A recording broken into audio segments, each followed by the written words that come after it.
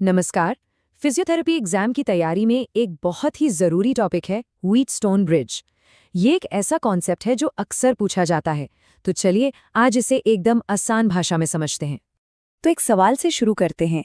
कभी सोचा है कि ये जो सारी मेडिकल मशीनें होती हैं जो हम फिजियोथेरेपी में इस्तेमाल करते हैं, ये इतने सटीक, इतने परफेक्ट माप कैसे ले पाती हैं? आखिर इनके अंदर ऐसा क्या होता है जो इन्हें इतना भरोसेमंद बनाता है? और इसी सवाल का जवाब है व्हीटस्टोन ब्रिज। ये असल में एक बहुत ही सिंपल लेकिन कमाल का इलेक्ट्रिकल सर्किट है। इसका मुख्य काम है किसी भी अज्ञात रेजिस्टेंस यानी प्रतिरोध को बड़ी सटीकता के साथ मापना। ठीक है, तो अब इसको समझने के लिए इसकी जड़ तक जाना होगा। व्हीटस्टोन ब्रिज का पूरा खेल एक ही सिद्धांत पर टिका है, और वो है संतुलन का सिद्धांत या प्रिंसिपल ऑफ बैलेंस। यही वो चाबी है जिससे इसका सारा काम समझ में आ जाएगा। तो यहाँ पे सबसे ज़रूरी बात क्या है? ब्रिज को बैलेंस्ड या संतुलित तब माना जाता है जब इसकी दोनों भुजाओं में जो रेजिस्टेंस लगे होते हैं, उनका अनुपात, उनका रेशियो एक दूसरे के बिल्कुल बराबर हो। बस यही इसका मूल मंत्र है। और ये लाइन एग्जाम के लिए सबसे ज़रूरी है। इसे अच्छी तरह से याद कर लीजिए। जब ब्रिज पूरी तरह से बैलेंस्ड होता है तो उसके सेंटर में लगे गैल्वेनोमीटर से जरा भी करंट नहीं बहता। गैल्वेनोमीटर की सुई बिल्कुल नहीं हिलती। यही एक बैलेंस्ड ब्रिज की पहचान है। और इसी चीज को ये सिंपल सा फॉर्मूला दिखाता है। R1/R2 बराबर R3/R4। देखिए, इसमें R1, R2 और R3 वो रेजिस्टेंस है जिनकी वैल्यू हमें पता होती है, और R4 वो है जिसे हम ढूंढ रहे हैं। जब ये समीकरण सच हो जाता है तो समझ लीजिए ब्रिज बैलेंस्ड है। तो इससे आसान भाषा में समझें तो ब्रिज की दो ही हालतें होती हैं।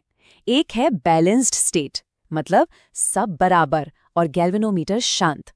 और दूसरी है अनबैलेंस्ड स्टेट, मतलब अनुपात में गड़बड़ है और गैल्वेनोमीटर में हलचल होगी, जो बताएगी कि सर्किट में करंट बह रहा है।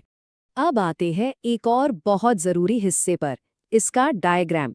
देखिए, एग्जाम में थ्योरी के साथ साथ इसका डायग्राम बनाना भी उतना ही ज़रूरी है, तो इस पर पूरा ध्यान देना है।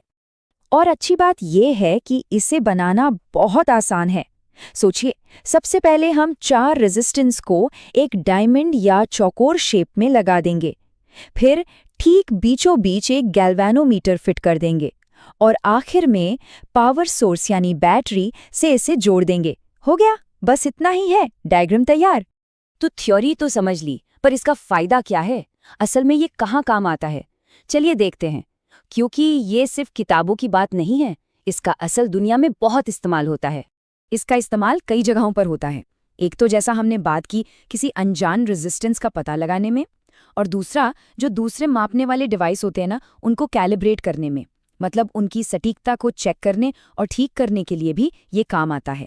लेकिन हमारे लिए, मतलब फिजियोथेरेपी के लिहाज से, जो सबसे ज़रूरी बात है वो ये है कि व्हीटस्टोन ब्रिज फिजियोथेरेपी मशीनों के अंदर सर्किट टेस्टिंग के लिए बहुत महत्वपूर्ण है। इसी से ये पक्का किया जाता है कि मशीनें सही और सुरक्षित तरीके से काम कर रही हैं। ओके, तो एग्जाम से पहले एक फाइनल क्विक रिवीजन हो जाए। वो सारे पॉइंट्स जो बिल्कुल नहीं भूलने हैं, उन पर एक आखिरी नज़र डालते हैं। तो फटाफट याद करते हैं। डेफिनेशन, अज्ञात प्रतिरोध को मापना। सिद्धांत, संतुलन की हालत जब गैल्वेनोमीटर में करंट 0 हो। फॉर्मूला, R1/R2 बराबर R3/R4। और सबसे खास इस्तेमाल, फिजियोथेरेपी मशीनों की टेस्टिंग। बस ये 4 चीज़ें याद रखनी है। और आखिर में एक सवाल सोचते हैं। जैसे व्हीटस्टोन ब्रिज एक सिंपल सा सर्किट है, पर कितना काम का है, वैसे ही और कौन से ऐसे छोटे छोटे सर्किट हो सकते हैं जो आज की मेडिकल टेक्नोलॉजी और हेल्थ केयर में एक बड़ा बदलाव ला सकते हैं? इस पर सोच कर देखिएगा।